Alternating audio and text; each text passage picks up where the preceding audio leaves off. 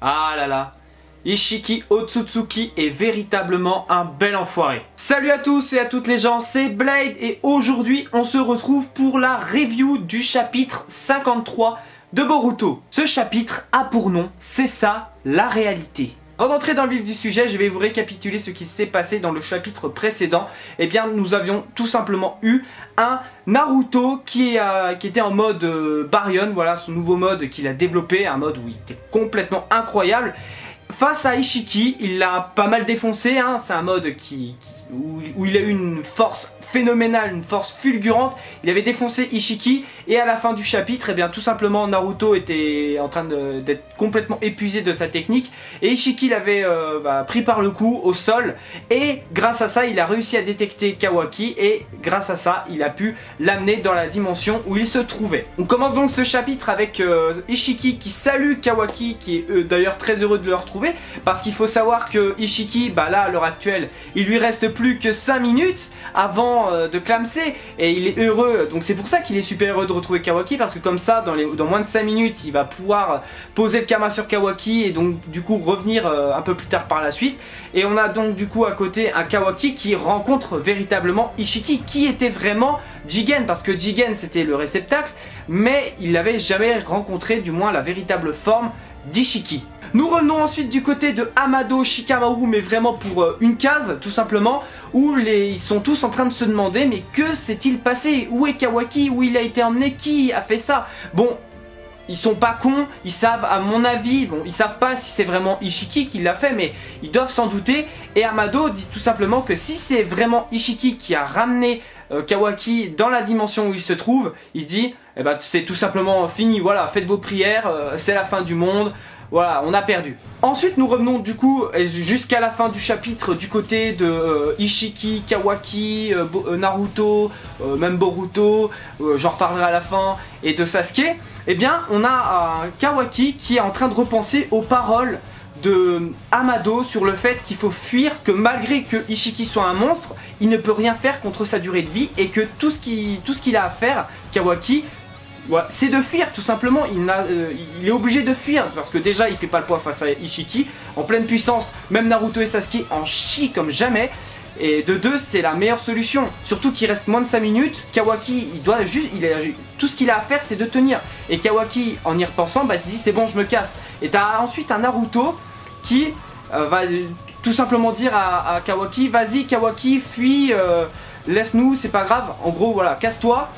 Et il y a un truc que j'ai trouvé bizarre, je ne sais pas vous, mais on voit Ishiki qui assomme Naruto, mais ce qui est bizarre, alors je ne sais pas si ça a été dit dans le chapitre précédent ou quoi que ce soit, mais il y a Ishiki, le fait qu'il ait assommé Naruto, ça a enlevé le mode Baryon à Naruto, donc du coup il n'a plus le mode Baryon. Et moi je trouve ça un petit peu bizarre, vraiment, je ne sais pas vous, peut-être que ça a été expliqué dans le chapitre précédent où il y a 2 chapitres, je ne sais pas, mais c'est quelque chose que personnellement je trouve bizarre. Pendant la période de fuite de Kawaki, nous avons un Sasuke qui enfin va faire quelque chose parce que jusque là Sasuke dans ce combat, dans cet affrontement depuis chapitre 50 à peu près, 49-50, je vais être honnête avec vous, Sasuke m'a un petit peu déçu, il s'est juste fait défoncer. Jusque là il m'a un petit peu déçu parce qu'il était assez en retrait, mais là il a eu un petit rôle, bon c'est pas ça dans ce chapitre, peut-être dans le prochain chapitre, mais ça je vous en reparlerai à la fin de cette vidéo. Mais il a aidé Kawaki, c'est-à-dire qu'au moment où Ishiki était tout simplement rattrapé Kawaki qui était en train de fuir, on a Sasuke qui a pris sa place au moment où Ishiki avait pris par le cou Kawaki. Tout simplement Sasuke a pris sa place et a dit à Kawaki d'utiliser ce qui était au sol à côté de lui. Et c'est tout simplement un fumigène. Donc Kawaki va utiliser ce fumigène et en fait il s'agit d'un brouillard de poussière, ce qui fait que Ishiki ne peut pas détecter Kawaki grâce au Byakugan, parce que au départ Ishiki a dit mais vous êtes complètement idiot, j'ai le Byakugan, je vais pouvoir te retrouver, mais en fait non, c'est un brouillard de poussière, ce qui fait que même si tu as le Byakugan, tu ne peux retrouver Kawaki. Bon, Kawaki continue sa fuite, voilà, etc. Pendant qu'Ishiki essaye de le retrouver à travers les airs. Sauf qu'Ishiki, c'est un mec qui est intelligent. Il sait que Naruto est une personne précieuse pour Kawaki. Et bien, ce qu'il compte faire pour pour ramener Kawaki vers lui au lieu de le chercher parce que voilà, il n'a pas que ça à faire, il lui reste moins de 5 minutes, il n'a pas le temps. Et bien ce qu'il fait, c'est il prend Naruto en otage. Sasuke trouve que c'est plutôt lâche ce que fait Ishiki, mais il le prend en otage parce qu'il sait que Kawaki va se montrer parce que Naruto c'est une personne. Et donc du coup, rappelez-vous que Jigen, Ishiki, Jigen, peu importe, avait constaté ça dans les précédents chapitres depuis sa première apparition à Konoha que Kawaki tenait vraiment au 7ème Hokage. Donc il sait qu'en s'en prenant à lui, bah, il risque de voir Kawaki arriver. Donc c'est ce qu'il fait, il arrive vers Naruto et il se met à gueuler, genre Ishiki il est méga vénère dans ce chapitre. Il prend Naruto en otage et lui t'as 20 secondes pour appliquer sinon je le bute. En gros c'est ça. Et on a après une petite phase que j'ai trouvée très intéressante avec Kawaki. Honnêtement, Kawaki, je l'ai trouvé incroyable dans ce chapitre. On a un Kawaki qui est caché, qui écoute ce que dit Ishiki sur le fait qu'il a que 20 secondes pour appliquer sinon il tue Naruto. Et Kawaki, parce qu'il fait... Alors, j'ai oublié de vous dire que Kawaki n'a plus la prothèse du Hokage, étant donné que, voilà, Naruto a un peu du mal à contrôler son chakra, étant donné qu'il a Ishiki sur le dos, là. Cette fois, c'est difficile, donc du coup, il a sa prothèse qui ne marche plus. Mais bref, on a un Kawaki qui repense à Jigen. Donc c'était cool quand même de revoir la forme originelle de Jigen. Franchement, ça faisait plaisir de le revoir. Donc il repense à Jigen, le fait qu'il soit traité comme un réceptacle, qu'il soit traité comme un moins que rien, comme juste un réceptacle tout simplement. Et il repense par la même occasion à Naruto qui lui dit écoute, tu me fais penser à celui que j'étais autrefois, je vais t'aider. Et du coup bah, t'avais Kawaki qui, rappelez-vous, c'était dans le chapitre 35, dans les zones là, 34, 35, 36 à peu près, où t'avais Kawaki qui demandait à Naruto de lui enseigner du ninjutsu, d'être son élève tout simplement, ce dont Naruto avait accepté. Et ensuite on passe à une phase ultra lourde, vraiment, ce que j'ai vraiment beaucoup kiffé, parce que ça y est, il y a enfin le parallèle avec le chapitre où Kawaki avait demandé à Naruto de lui enseigner des techniques de ninjutsu, d'être son élève. Et bien ça y est, on a un Kawaki qui va appliquer un petit peu ce qu'il a appris. On a un Kawaki qui du coup au bout des 20 secondes, un petit peu avant la fin des 20 secondes, rapplique et va utiliser une technique Katon sur Ishiki. Donc Ishiki esquive, il dit quoi, c'est du ninjutsu, mais ça sert à rien, t'es complètement ridicule, tu peux pas devenir un ninja. Enfin voilà, il va lui dire certaines choses, hein, parce que Kawaki lui parle en bien du 7ème Hokage. Donc comme je vous disais, Ishiki ne comprenait pas pourquoi est-ce que Kawaki utilisait des techniques de ninjutsu envers lui. Il lui dit à quoi tu joues, tu te prends pour un ninja. Et tu as Kawaki qui lui dit je suis devenu le disciple du 7ème, il m'a dit que j'avais de bonnes aptitudes. Et ensuite Ishiki lui dit tu ne pourras pas devenir un ninja, tu ne seras jamais quelqu'un, en gros tu n'es qu'un moins que rien, tu es voué à disparaître et à être le réceptacle d'Ishiki. Honnêtement, l'évolution de la relation Naruto-Kawaki est juste incroyable parce que tu as un Kawaki qui continue de montrer, qui tient vraiment au 7ème Hokage, de montrer son affection à Naruto, et parce qu'il continue à répondre entre guillemets aux provocations d'Ishiki qui lui dit t'es qu'une merde, tu n'es qu'utile que du fait que tu sois mon réceptacle. Enfin voilà, il lui dit des choses assez horribles. Et tu as Kawaki qui lui dit également le Hokage m'a appris de nombreuses choses. Avant j'étais vide, il a donné un sens à ma vie. Et Ishiki lui dit tout simplement mais au final, pour quel résultat? Parce qu'au final t'es condamné, c'est ça la réalité. La réalité, donc ça fait un peu référence au titre du chapitre. La réalité c'est que t'es condamné, t'es qu'un réceptacle, tu ne pourras pas t'en sortir. Et à cause de l'attachement du 7ème Hokage qui t'ait foutu sa prothèse, grâce à ça j'ai pu te retrouver. C'est ça la réalité tout simplement, ouais. Bon, il a pas employé le ouais. Hein. Kawaki termine sa petite discussion avec Ishiki sur le fait qu'il préfère encore être tué là plutôt que d'être son réceptacle. Et il lui dit également que sans le 7ème, donc sans Naruto, le monde n'a plus aucun sens à ses yeux. Et c'est un dialogue que j'ai adoré, mais honnêtement ce dialogue était incroyable. C'est court, concis, mais personnellement j'ai été... Voilà quoi. Honnêtement j'ai adoré. Ça montre encore une fois l'évolution de la relation Naruto-Kawaki qui est juste incroyable. J'adore vraiment cette relation qu'il y a entre Kawaki, qui a vraiment beaucoup changé depuis sa première apparition dans le manga, et actuellement.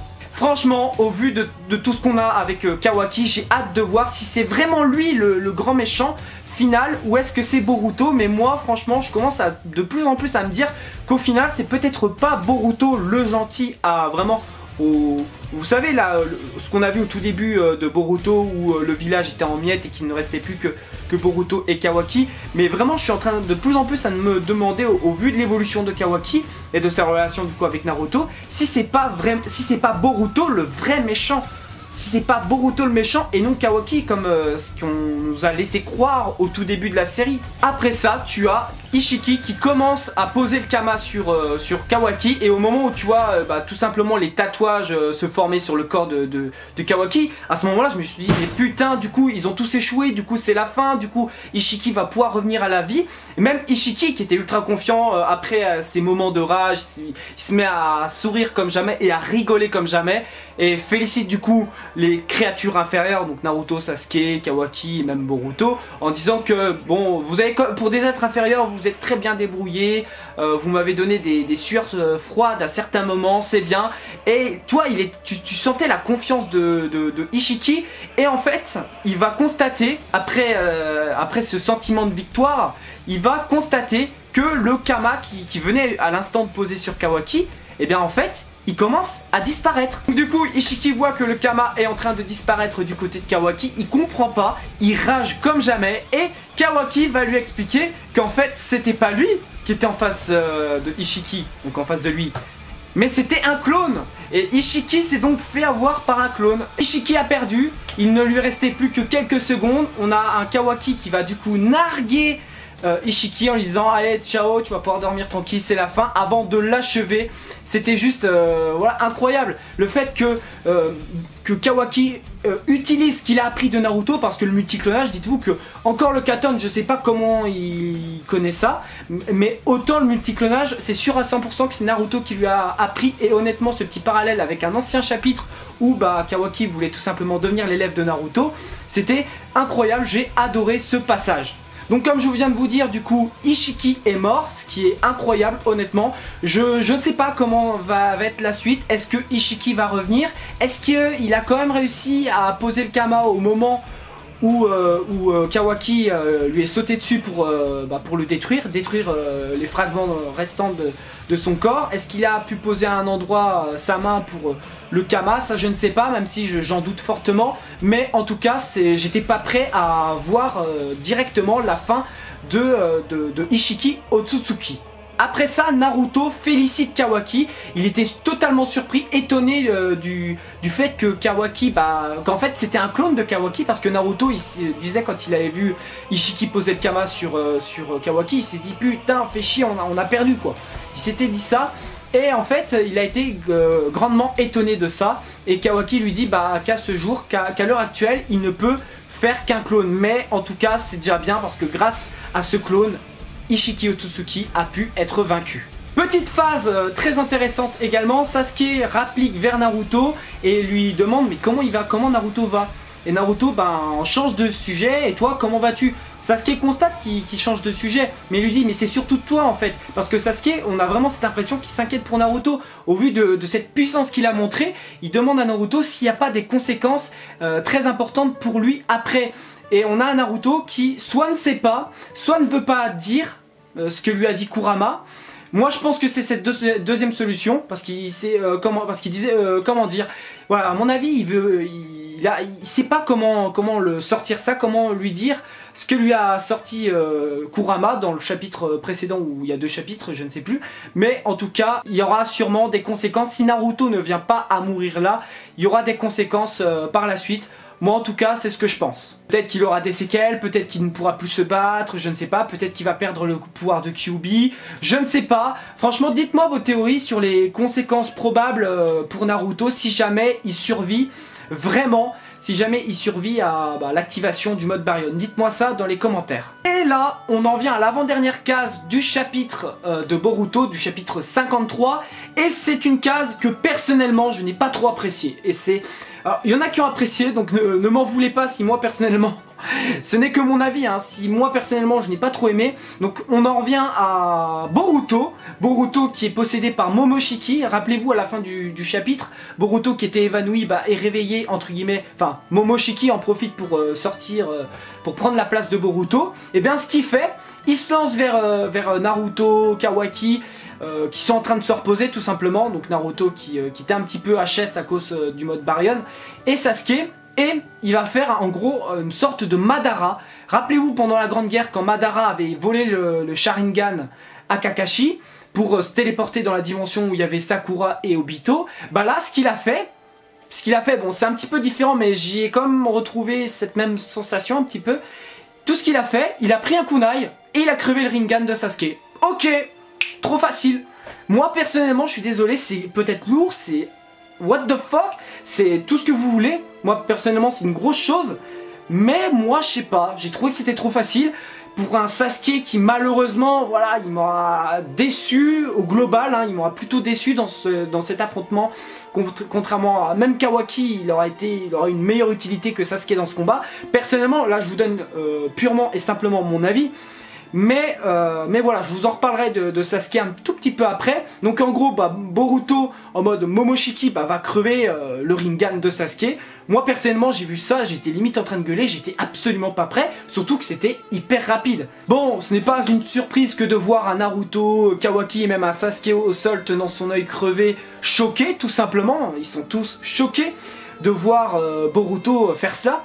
Et du coup tu as un Boruto en mode Momoshiki qui est devant eux en disant qu'il a attendu le moment propice pour en gros, enfin à mon avis il a attendu le moment propice pour s'attaquer soit à Ishiki si Ishiki avait vaincu Naruto, Sasuke et Kawaki, bah soit au groupe Naruto, Sasuke, Kawaki. Et il a dit clairement, enfin Momoshiki, je vais plutôt dire Momoshiki. Momoshiki a tout simplement dit qu'il était étonné de les voir vaincre Ishiki et que du coup il ne reste plus que sur son chemin, ce qui fait que dans le prochain chapitre on aura le combat avec Boruto en mode Momoshiki face à Sasuke, Naruto et Kawaki. Et du coup le chapitre s'arrête là. Ma petite théorie sur le futur, c'est que je pense qu'on va avoir un Boruto en mode Momoshiki face à un Sasuke. Moi je pense que ça y est, Sasuke va avoir son heure de gloire dans cet arc là, tout simplement. Il va avoir son heure de gloire. Je pense qu'on va avoir un Sasuke versus Boruto en mode Momoshiki, parce que rappelez-vous dans le chapitre 49, Boruto qui avait peur que Momoshiki reprenne possession de lui, Sasuke lui avait dit que si jamais c'était le cas, il serait là pour l'arrêter, pour tuer Boruto. Et moi je pense qu'on va avoir peut-être ce petit parallèle dans le prochain chapitre où on va tout simplement, moi c'est ce que je pense, avoir un Sasuke qui, je pense, est encore en état de se battre face à un Boruto en mode Momoshiki. Est-ce que Sasuke va réussir à vaincre Momoshiki? Est-ce que tout simplement Sasuke va tout simplement foutre une cicatrice dans l'œil de Boruto, comme ce qu'on a pu voir au tout début du manga? Ça je ne sais pas, mais honnêtement je pense qu'on peut s'attendre à quelque chose de lourd. Moi en tout cas j'espère que Sasuke va être mis en avant dans le prochain chapitre, malgré qu'il ait sûrement le Rinnegan crevé.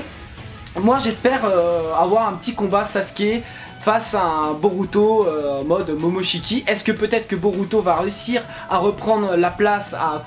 Peut-être qu'on va avoir un parallèle avec Boruto et Momoshiki face à face et que du coup Boruto va réussir à reprendre le dessus. Ça je ne sais strictement rien. Dites-moi vous ce que vous en pensez dans les commentaires. Moi en tout cas je pense qu'au prochain chapitre, pas que le prochain chapitre mais peut-être dans les 2 prochains chapitres, on aura un affrontement avec Sasuke face à Borushiki. Voilà, c'est contraction de Boruto et Momoshiki. Voilà les gens, c'est tout pour cette vidéo. N'hésitez pas à me laisser un like, un commentaire pour me dire ce que vous avez pensé de ce chapitre qui est vraiment très très bon, 53 de Boruto.